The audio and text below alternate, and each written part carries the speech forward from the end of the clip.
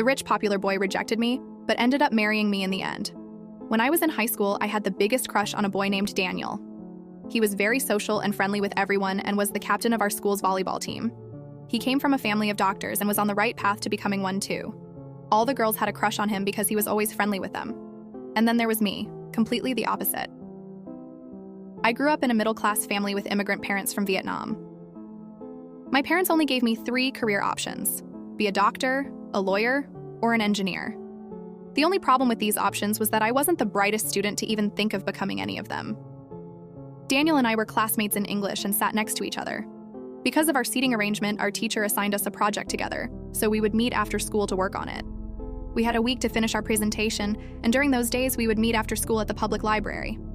I was shy at first, but since he was very social, he made things easier.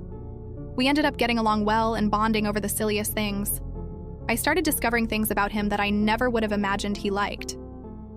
When our project was over, we still agreed to hang out afterward and got even closer. I couldn't stop thinking about him and finally had the courage to ask him out one day. During one of our typical hangouts, I brought up the topic of us. He looked at me confused and asked what I meant. I told him I had feelings for him for a long time and asked if he wanted to be more than friends.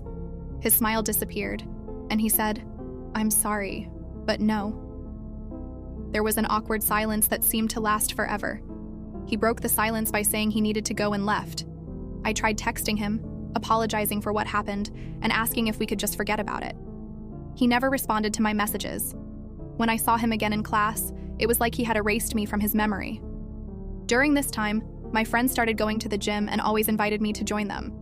I was never interested until they suggested I use it as a way to release my anger. It helped me get distracted, and I started eating healthily. The more I got distracted, the more I began taking care of myself and even decided to take my studies more seriously. By senior year, I was 5'11" and weighed 180 pounds of lean muscle. I graduated and went to a university where I told my parents I was planning to go to medical school to try and become a doctor. They were very proud, and I was also proud of myself for my achievements.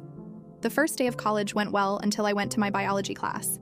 I sat in the closest empty seat during the lecture and found a familiar face when I looked to the right. It was Daniel.